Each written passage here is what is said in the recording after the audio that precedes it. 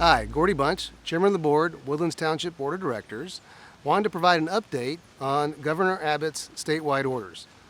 Effective Monday, September 21st, all retail, office, manufacturing, libraries, museums, and gyms may operate up to a 75% occupancy.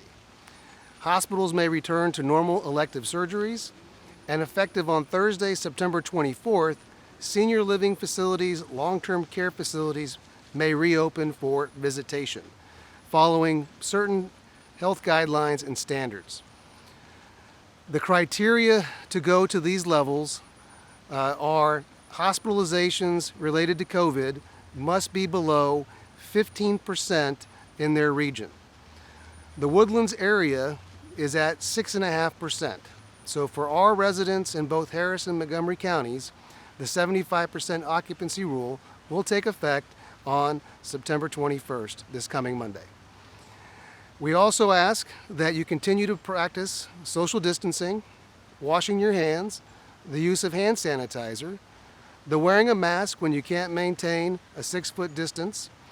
The state does continue to ask you to do this and has left it up to each county and each local municipality on whether or not they want to enforce the statewide mask order. That is still in effect.